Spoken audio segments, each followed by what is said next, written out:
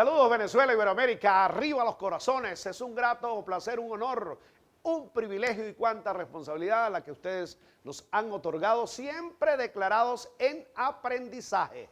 Durante un año acá en Sin Mentiras, el mes de noviembre, nuestro primer aniversario. Yo soy Wilmer Rosas. Esto es Sin Mentiras, el equilibrio informativo en ANTV, un canal para todas las voces. Un tema que, por supuesto, va a estar en boga y que amerita el ejercicio intelectual, académico de los expertos, la opinión, la conversación, el debate, el contraste de ideas, siempre va a ser el tema Ucrania-Rusia en este momento, ¿cierto? Estamos de acuerdo porque ustedes nos sugirieron eso. Por eso quisimos traer a alguien que conoce bien la materia, además es experta electoral internacional y ustedes ven el currículum, la agenda, es algo bien interesante, está ligado con el tema de los BRICS, con un extraordinario evento para el mes de noviembre. Por eso vamos a darle la bienvenida en este día a Libertad Velasco. ¿Cómo estás? Muchas gracias, Wilmer. Gracias por estar con nosotros. De estar en tu programa. Mira, Libertad, fíjate, aquí hablamos libre y libertario, hacemos honor a tu nombre porque así es el concepto del programa. Y uno se pregunta, a ver, ¿cómo observa un analista electoral internacional? Vamos a entrar en materia, aquellos referéndums de las cuales la comunidad internacional, sobre todo la de Occidente, está contrastando mucho y los llama, Amnistía Internacional lo llamó ilegítimos. ¿Cómo lo ves tú? Bueno, creo que es un ejercicio de propaganda antirrusa que viene operando desde hace muchos años. ¿Por qué? Porque se convirtieron los medios y sus actores legitimadores del discurso, entrevistados frecuentes de esos medios, algunas ONGs y algunos gobiernos, se convirtieron en un tribunal a priori de esa convocatoria, de ese evento. Los referendos en estas regiones de conflicto son bastante antiguos. Gerson, Zaporilla, en este momento. Gerson, Zaporilla, Donetsk y Lugansk en esta ocasión estaban planteándole a sus ciudadanos la pregunta de si deseaban incorporarse como sujetos de la Federación Rusa. Esa era una pregunta, especialmente en el caso de dos repúblicas independientes, la de Donetsk y la de Lugansk. En el caso de Gerson y Zaporilla había una pregunta adicional. Era si estos oblasts querían convertirse en repúblicas independientes y luego de ser repúblicas independientes integrarse como repúblicas independientes a la federación, como sujetos de la federación. Antes de este ejercicio hubo referendos similares y los trataron mediáticamente igual. ¿Por qué? Porque es una decisión política tomada por estas organizaciones, por los medios de comunicación que las respaldan, por esas ONG y por los gobiernos, de convertirse en tribunal antes de que los acontecimientos ocurran. Y para ellos son ilegítimas porque para muchos en el mundo es ilegítimo que un ciudadano bajo situaciones de asedio, guerra, confrontación, hostilidades y hasta en peligro de extinción y exterminio decida ir por la vía democrática. Claro, a votar. entonces, pero hay unas premisas interesantes allí para que nos ayudes a entenderlas. Tú que estuviste en la zona, por cierto, estuviste como observadora en Mariupol también. Sí. Fíjate, uno observa o precisa que en la estrategia de confrontación o en la estrategia de reservarme el derecho a reclamar históricamente lo que me pertenece, como el caso de Rusia, pudieron faltar algunos elementos de estrategia porque la propaganda que es utilizada en cualquier escenario de guerra, en cualquiera, de un lado y del otro, hay propaganda de un lado y del otro. Pero además de eso, tienes que entender que hay una situación en el terreno propiamente belicista, propiamente militar. Además hay un tema interno en tu población, en tu ciudadanía que te reclama cosas. Y entonces, de un lado, en Occidente, toman la premisa de ese tema y se apoderan de ello, en el caso de la propaganda, en el caso de... ¿Cómo ves tú eso? ¿Cómo ves tú ese análisis? Pues? Mira, el Occidente está liderado por la línea de discurso de los Estados Unidos. Y desde la escuela americana se hace la escuela de propaganda y es con la que estudiamos en Latinoamérica, en el norte de América, con la que estudia Europa también. Europa tiene su escuela del periodismo, pero también recibe instrucción de la escuela americana. Entonces, Occidente está bastante influido por esa forma de hacer noticia y a través de la noticia también construir identidades, cultura, imponer posiciones dominantes, hegemónicas de gobierno, ejercer una especie de diplomacia paralela. Y en el campo de la guerra opera con una teoría que es la teoría del soft power. El soft power, que los americanos lo manejan muy bien, opera a través de aparatos de propaganda ideológica disfrazados de medios de comunicación, de periodismo, de medios independientes. Entonces, quizá Rusia sí ese lenguaje no lo adopta como los americanos. Entonces, es una falencia, una debilidad en ese momento cuando va... Es una diferencia. ¿Por qué? Porque cuando tú conoces una mirada del mundo, tú crees que la tuya es la correcta. Este es el primer elemento a discutir cuando tú vas a analizar un conflicto de esa naturaleza y su expresión electoral. A lo que yo estoy acostumbrado no significa que es lo correcto. ¿Sí ves? Entonces, desde Occidente... Mi mapa mental no debe ser el otro. Pero la mente es muy rígida. El cerebro del votante y el cerebro de los ciudadanos es bastante rígido para juzgar lo que les suena extraño. Entonces, si para mí es extraño los reclamos de autodeterminación en los países que antes fueron de la Unión Soviética o Europa del Este y sus conflictos territoriales, yo no los conozco, nunca los he visto, nunca los he leído, yo voy a juzgar su derecho de autodeterminación que está consagrado en la Carta de las Naciones Unidas. De hecho, algunos de estos territorios fueron parte activa de la Segunda Guerra Mundial y todavía están vigentes normas internacionales para proteger esos territorios que vivieron en carne propia la conformación y gobierno de partidos fascistas y partidos nazis, ¿sí? No es lo mismo que nosotros. Nosotros ni queriendo nos podemos comparar con países que fueron gobernados por nazis. Claro, pero no podemos. Fíjate ¿sí? algo, pero lo que yo digo es lo siguiente, fíjate. Ajá. Cuando hablamos de grandes polos de poder mundial, es decir, los chinos, los rusos, los estadounidenses, el propio Brasil, que tú conoces también muy bien, yo entiendo que los aparatos tienen que estar preparados para todo.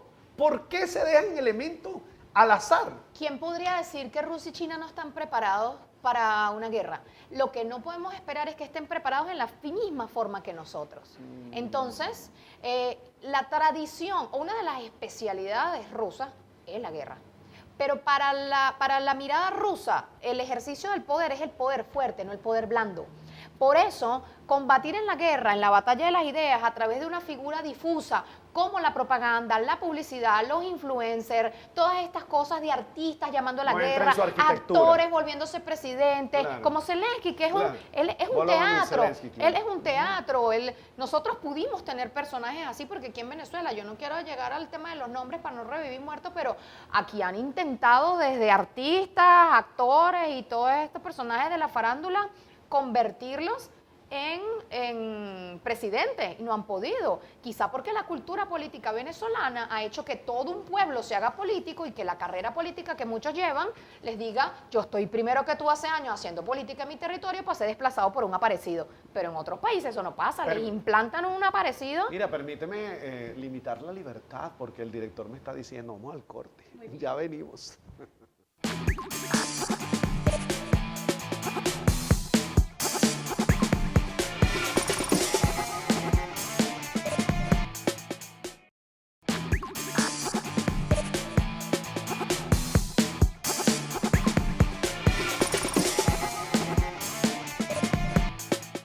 Continuamos con Libertad Velasco, experta electoral internacional. Está con nosotros y nos ayuda a entender algunos elementos de estas realidades que estamos viviendo, de estas coyunturas políticas, porque los aportes son siempre importantes. Sabes que el secretario general de la ONU sirve para algunas cosas y para otras cosas no, es un foro internacional. A veces se dicen grandes verdades, a veces se contrastan. El Consejo de Seguridad sirve para una cosa, a veces, bueno, pero total es que el secretario general Guterres dice, estoy preocupado por lo que sucede en Ucrania y con el tema del avance ruso, en fin, los casus belli que se profundizan cada día.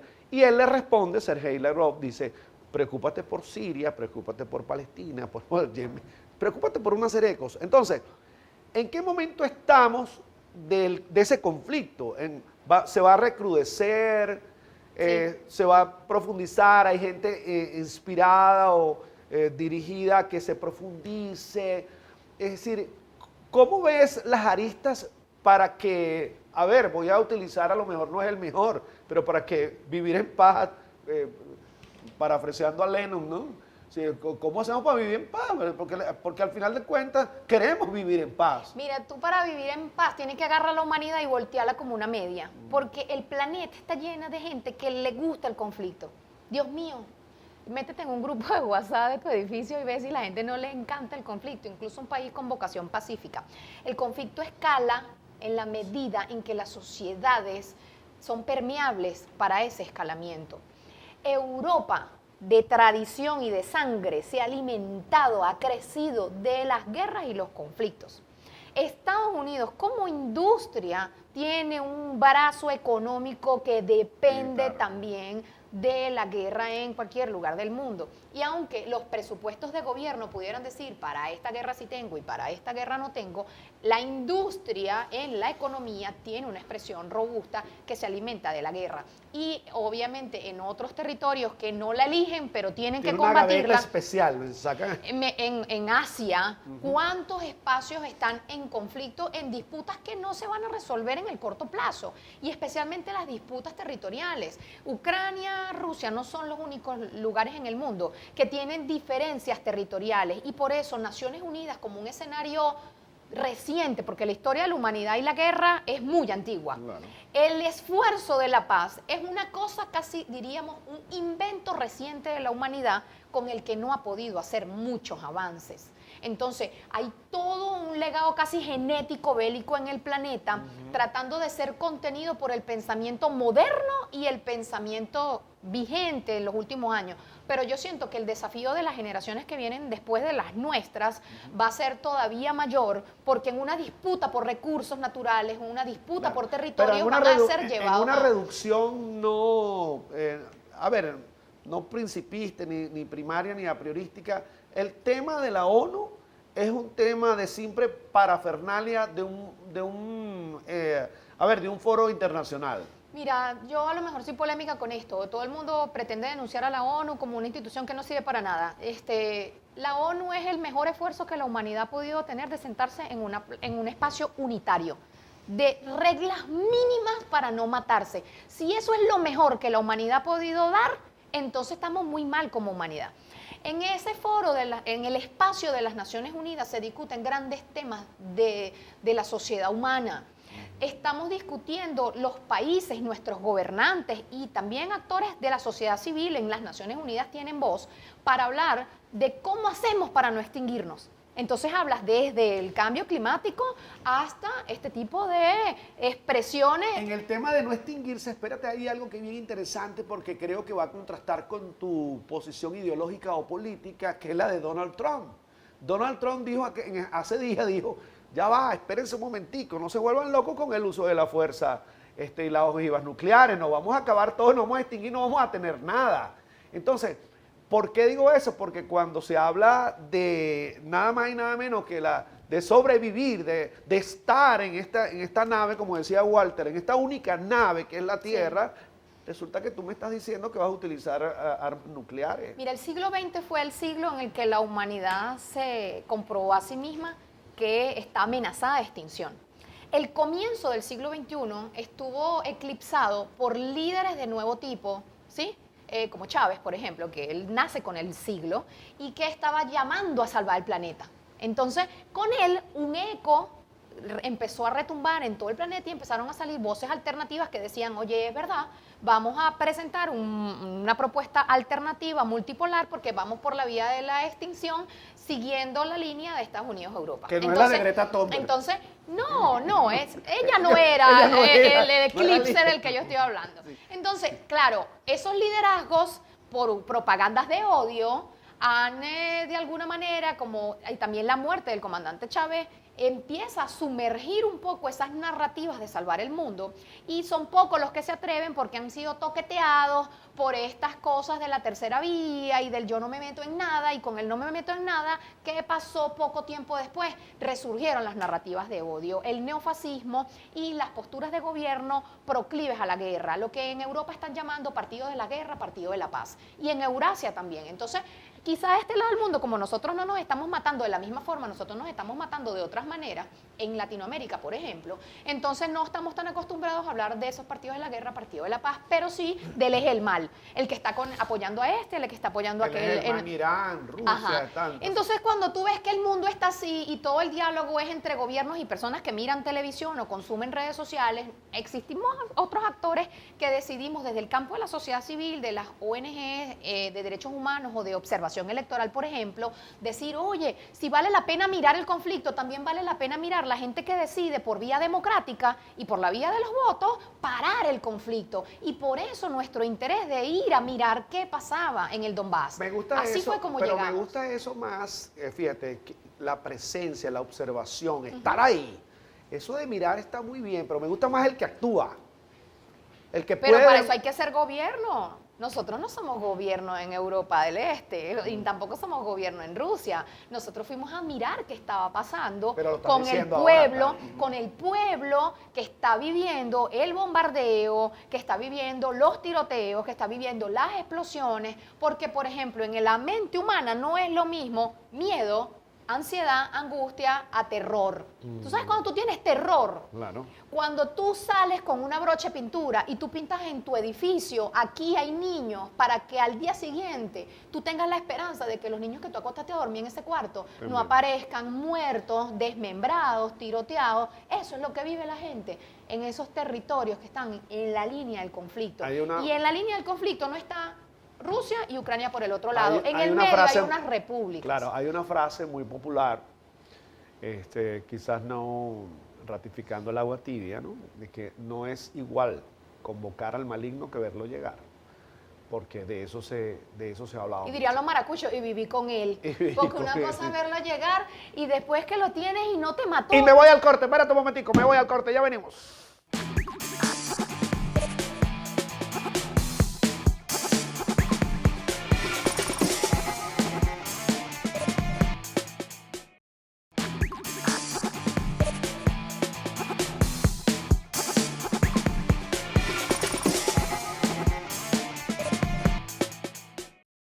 Déjame agradecer en este momento el apoyo que recibimos de la alcaldía del municipio Vargas, el coronel José Manuel Suárez, que está trabajando muchísimo en Vargas, demostrando realmente Suárez resuelve. Y algunos ya pusieron el hashtag, yo trabajo como Suárez, que trabaja todos los días a cualquier hora, y eso es importante para el tema municipal, la municipalidad, la gobernanza propiamente dicho. Así que gracias a la alcaldía del municipio Vargas, al igual que nuestro amigo del PSUV, por cierto, Freddy Rodríguez, de allá del municipio Plaza, de Ambrosio Plaza, allá en Guarenas. Segunda gestión de nuestro alcalde y amigo en esa actividad en Guarenas, donde Guarenas se ha levantado. Y también a la alcaldía del municipio Pedro Saraza, allá en Guárico, del Gran Polo Patriótico que nos está apoyando en el programa. Bien, ellos están presentando este programa, un programa de lujo, con Libertad Velasco. Fíjate, aquella premisa, presunción, idea, imagen onírica, no sé, de regresar a conformar esa fortaleza de la Federación Rusa, ¿cómo lo ves tú? Porque la gente dice, bueno, pero ya eso ya se desmembró. Rusia es una federación. Por eso no digo yo, de la Unión de hacerlo. Repúblicas Socialistas Soviéticas. No, es verdad. No. Eso es un discurso occidental. De hecho, yo creo que Occidente ignora tanto la realidad eurasiática. Pero te preguntaría, ¿es occidental la anexión de Crimea? En el 2014, no, eso no es occidental, eso fue una realidad. Pero es que el tema de la reintegración de Crimea a la Federación Rusa no tiene que ver con una fantasía rusa de revivir a la URSS y las exrepúblicas. La verdad no. Lo que pasa es que en este lado del mundo no se le permite a los rusos que expresen su visión de cómo ellos construyen su identidad.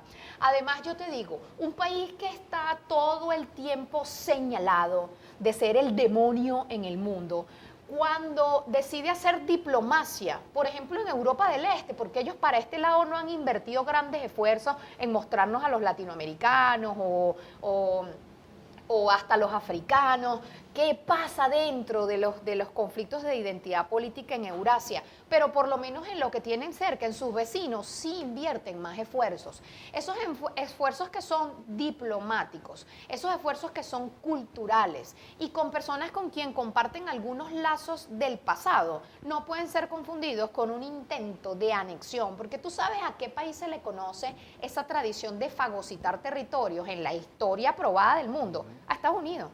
¿Sí me entiendes? O Pero fíjate que eso se conecta con algo que dijo Lavrov, en el sentido de Sergei Lavrov, el canciller ruso, porque él dice o dijo, ¿para qué vamos a tener presencia en Occidente de la misma forma tradicional si hemos observado los resultados y resulta que siempre son los mismos, son tendenciosos?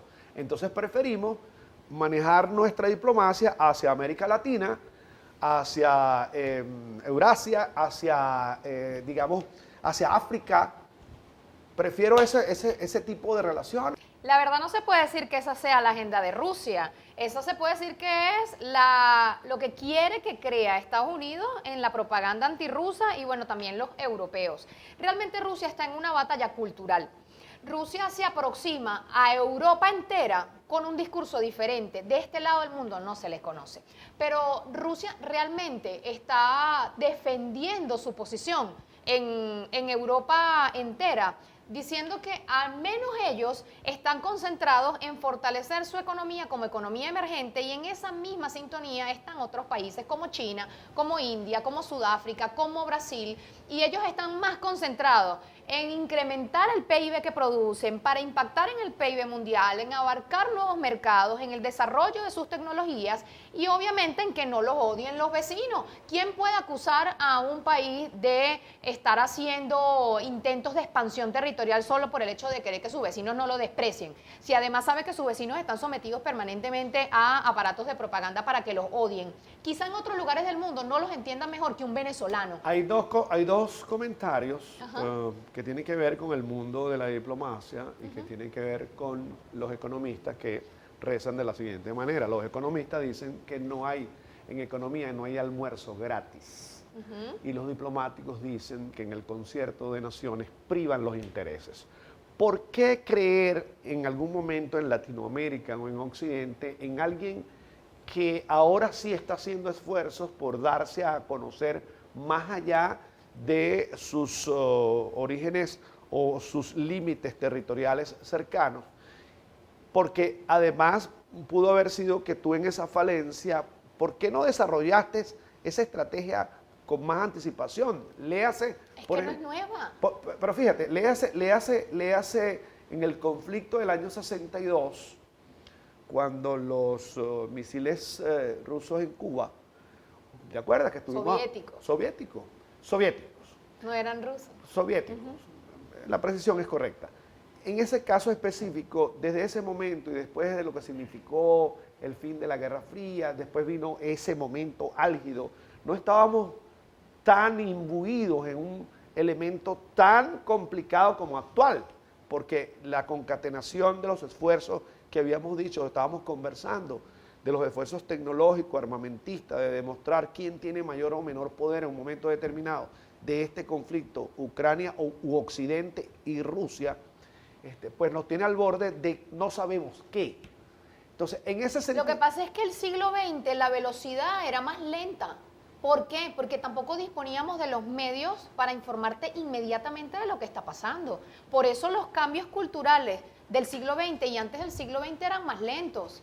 Y en el siglo XXI, con las tecnologías, imagínate lo injusto que sería que nosotros adjudicáramos a los países un mal ejercicio de propaganda antes del invento de la inmediatez o de la actualidad informativa. O sea, eso es un invento prácticamente del periodismo actual, porque eso no podía existir. Antes se hablaba de esperar el cierre de una edición para que en la edición siguiente la gente se enterara de las cosas. Hoy no. Entonces, ¿cómo juzgar a un país que ya no existe, porque la Unión Soviética ya no existe, y pretender que Rusia sea la continuidad de la línea diplomática de ese país que ya no existe? Claro, déjame, Entonces, déjame subrayar y acordar contigo el tema de la rapidez e inmediatez. La propaganda siempre ha existido en los casos de guerra. pero no se opera de la misma forma. Por eso, por Ajá. la inmediatez y la rapidez. Por eso déjame Sí. subrayar eso. En todo caso, voy a hacer el corte.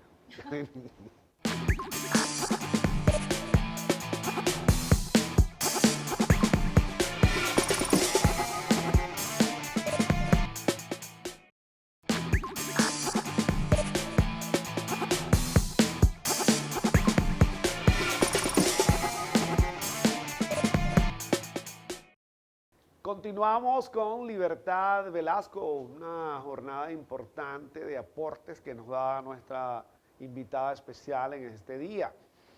Fíjate, hace muchos años el secretario de Estado norteamericano Henry Kissinger decía, se van a meter en un problema con los rusos porque están tendenciosos a crecer por el la OTAN. No les hicieron caso, el propio Kissinger.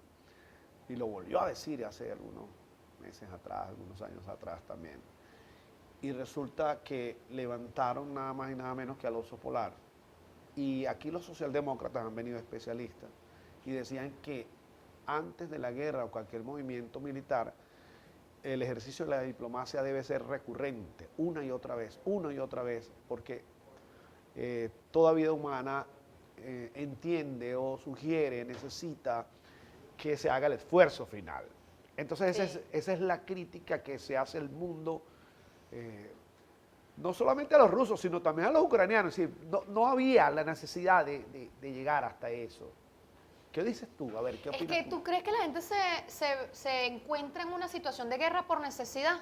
La gente es obligada a ir a la guerra. Yo te puedo asegurar que la gente que iba a votar estaba haciendo lo mínimo que podía hacer para que operara un mecanismo de intercambio humano que no fuera bélico.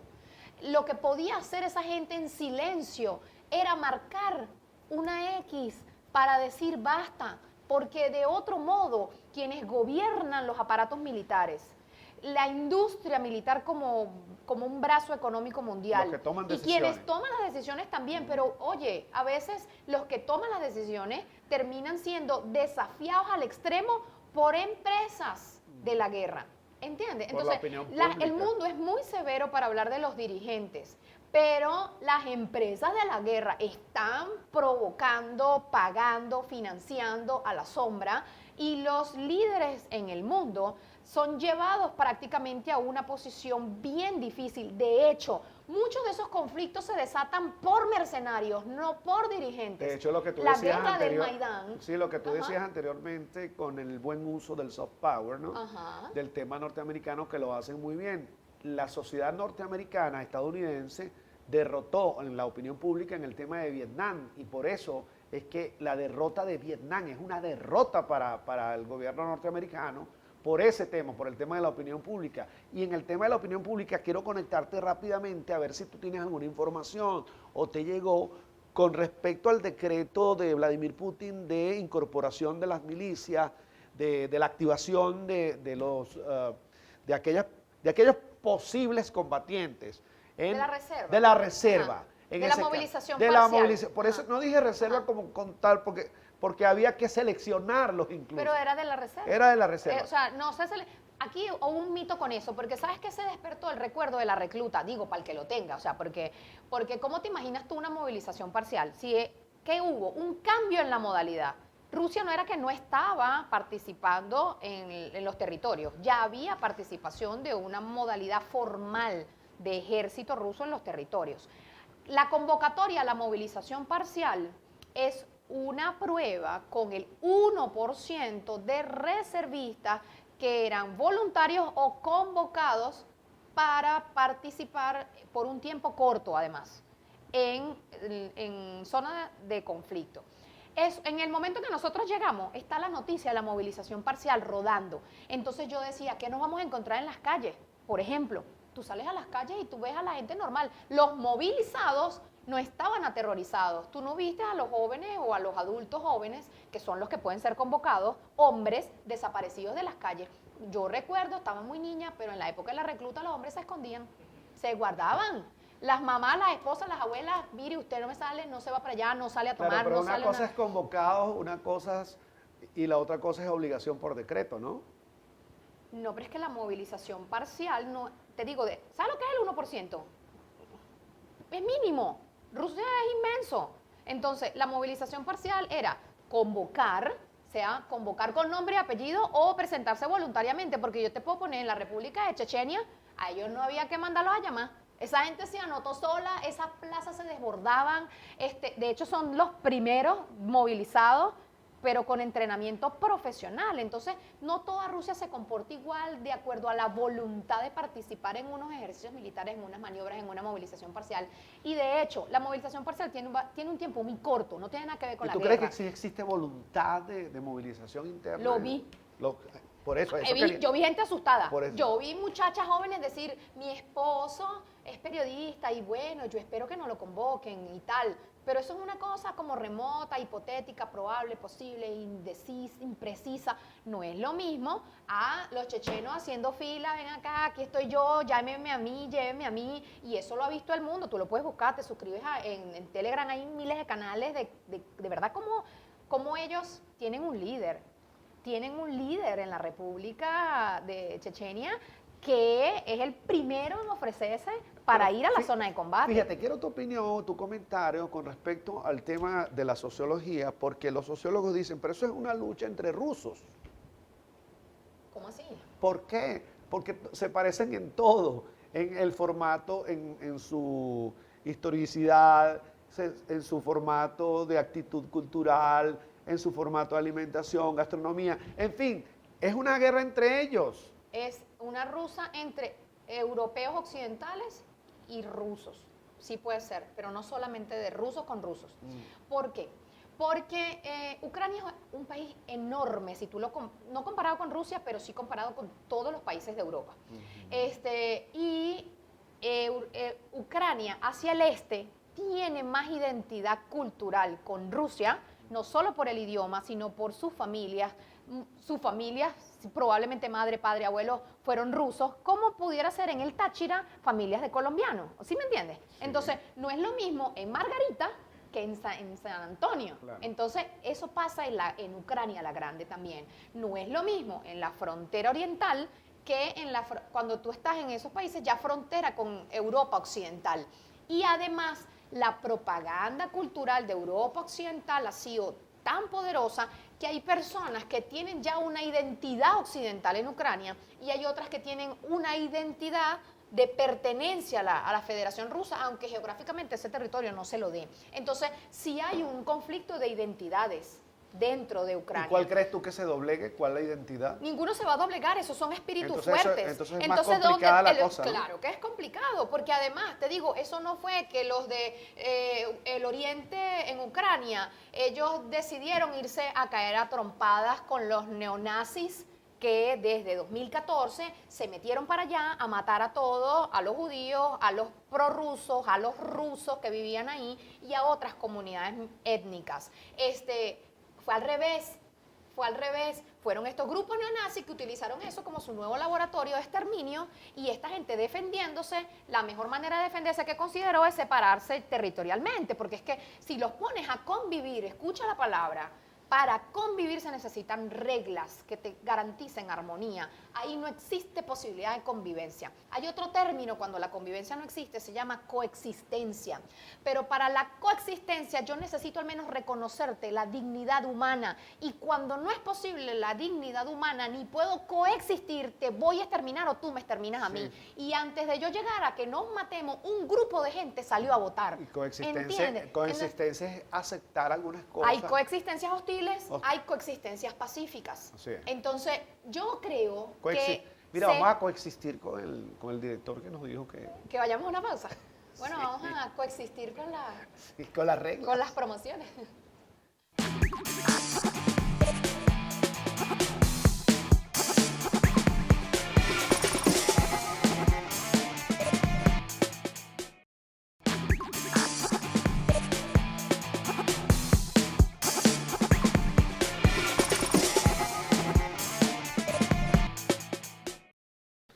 Libertad Velasco nos ha comentado de todo lo que pasa. Es que el programa es tan corto, este programa, voy a decirle a Ricardo que ponga un programa más larguito, ¿vale?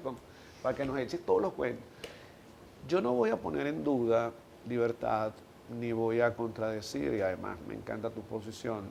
Entiendo que tienes una posición política, ideológica, estás muy cercana a un bloque, a diferencia nuestra, en el caso particular, que hemos tratado de hacer un ejercicio periodístico, me decía el difunto Carlos Escarrá, que era muy complicado situarse en el medio de todo lo que estaba pasando en el mundo. Pero, ¿por qué no te quiero contradecir? Porque entiendo que cercano a una situación, a una ideología, a una política, debe ser humana. Ahora, en este momento, ¿cómo se es más humano en un conflicto que tú decías cuando estabas en Mariupol o cuando estabas en alguna ciudad, en el Donetsk, en Gerson, no sé, en algún lugar donde estabas, que estabas dando una rueda de prensa y estaban cayendo bombas? ¿Cómo puedes ser tú en ese momento más humano Claro. en medio de un conflicto de esa naturaleza? Es decir, fíjate, porque tú dices, eso me lo dijeron los judíos también, ese es otro tema, pero lo voy a meter rapidito. Los judíos me dicen, pero ¿y cómo hacemos nosotros si desde Gaza me están disparando todo el tiempo? Yo me tengo que defender. Entonces después los palestinos dicen, pero es que tú me mandaste un avión, yo te disparé con un revólver. Es decir, la humanidad en ese momento, el rescate de la humanidad, la posibilidad cierta de apostar, porque lo único que nos queda es la esperanza cierta de la humanidad, del hombre, la mujer y de todos sus conceptos para poder emerger en medio de esta barbarie, porque hay una barbarie. Sí. Entonces, Y hay ¿cómo un se hace? peligro muy grande. Bueno, en mi caso, yo no tengo una posición allí porque yo no participo de la guerra. Entonces, la verdad, humanamente, los latinoamericanos somos plenamente ignorantes de lo que está pasando allá. Ese es el primer reconocimiento humano que yo hago. Obviamente, si nace una invitación por los años de estudio que yo tengo sobre la democracia, las elecciones, y puedo ver en plena zona de conflicto un ejercicio electoral, mi mirada allí ni siquiera... Claro, hemos hablado mucho y yo te respeto tus preguntas y te las respondo por responsabilidad intelectual, pero realmente a lo que yo fui a ver, yo estas cosas no las podía hablar ni con los que me invitaron, ni con los electores, ni con nadie. Yo estoy siendo libre ahorita porque allá no podía, por ejemplo. Allá nadie te puede preguntar, si tú lo que estás es observando el proceso de votación sobre sociología, esas son libertades, sociología, el arte de la guerra, doctrina militar, posiciones de la diplomacia, que no la puede hablar nadie en medio de lo que está pasando en un proceso electoral. Entonces tú dices, qué libres somos aquí para especular sobre lo que pasa en aquel lado del mundo. Yo a aquel lugar fui en silencio, y no porque por el idioma nada más, sino porque lo importante es lo que está pasando y que realmente no lo muestran los medios. Nunca lo voy a ver, ni en los medios aliados ni en los medios en contra.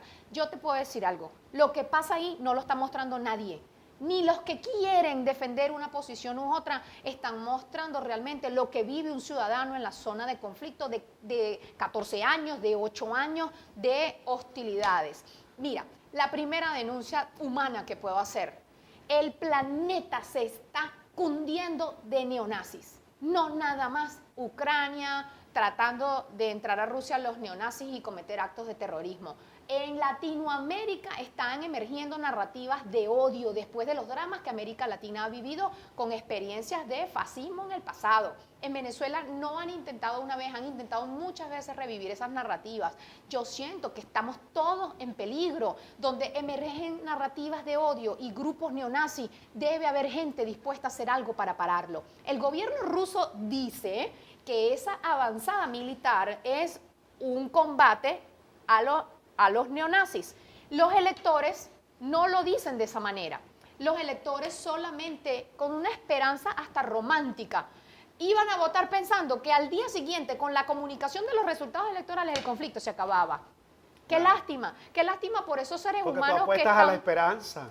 y la inocencia y la ingenuidad en medio de la masacre. ¿Sí me entiendes? Porque una guerra es la peor forma de conflicto sociopolítico que existe en la humanidad. No, y te lo voy a poner pragmáticamente, y no es simplista, pero es pragmático. Las balas, las bombas y cualquier acto suicida de un dron, por ejemplo, no tienen un objetivo único.